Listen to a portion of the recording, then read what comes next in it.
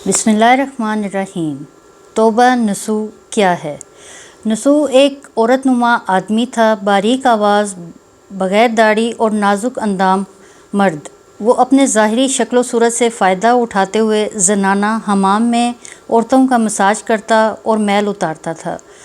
कोई भी उसकी हकीकत नहीं जानता था, सभी उसको औरत समझते थे। ये तरीका उसके लिए ज़रिया मुआश भी था और औरतों के जिस्म से लज़्ज़त भी लेता रहा। कई बार वजदान के मलामत करने पर उसने इस काम से तौबा भी किया, लेकिन हमेशा तौबा तोड़ देता। एक दिन बादशाह की बेटी हमाम गई।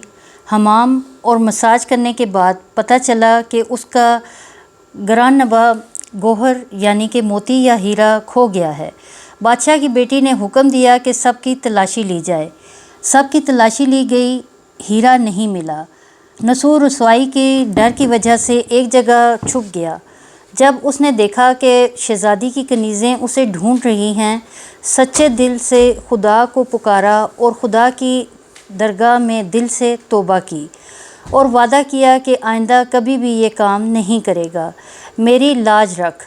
अचानक बाहर से आवाज़ आई कि नसू को छोड़ दो, हीरा मिल गया है। नसू नम आँखों से शहज़ादी से रुखसती लेकर घर आ गया। नसू ने कुदरत का करिश्मा देख लिया था और हमेशा हमेशा के लिए इस काम से तौबा कर दी। कई दिनों से हमाम ना जाने पर एक दिन शहज़ादी ने बुलावा भिजवा कर कि हमाम आकर मेरा मसाज करे। बहाना बनाया कि मेरे हाथ में दर्द है, मैं मसाज नहीं कर सकता हूँ। इसके बाद कभी हमाम नहीं गया। नसू ने देखा कि इस शहर में रहना उसके लिए मुनासिब नहीं है।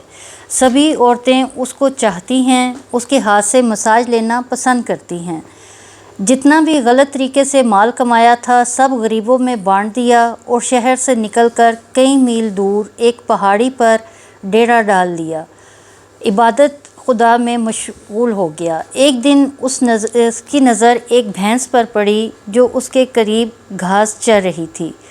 उसने सोचा कि ये किसी चरावे से भागकर यहाँ आ गई है, तब तक मैं इसकी देखभाल कर लेता हूँ जब तक इसका मालिक ना आए।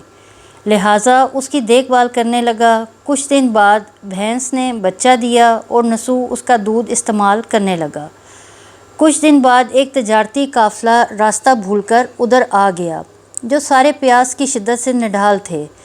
उन्होंने नसू से पानी मांगा। नसू ने सबको दूध पिलाया और सबको सैराब कर दिया। काफ़िला वालों ने नसू से शहर जाने का रास्ता पूछा। नसू ने उनको आसान और नज़दीकी रास्ता दिखा दिया। जाने से पहले ताजरों ने नसू को बहुत सारा माल दिया। नसू ने इन पैसों से वहाँ कुआं खुदवा दिया। आहिस्ता आहिस्ता वहाँ लोग बसने लगे और इमारतें बनने लगीं।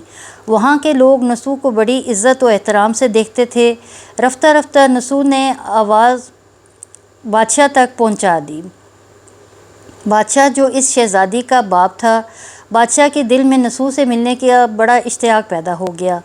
उन्होंने नसू को पैगाम भेजा कि बादशाह उससे मिलना चाहते हैं, मेहरबानी करके दरबार तशरीफ़ ले आएं। जब नसू को बादशाह का पैगाम मिला, उन्होंने मिलने से इनकार कर दिया और माज़रत चाही कि मुझे बहुत सारे काम हैं, मैं नहीं आ सकता।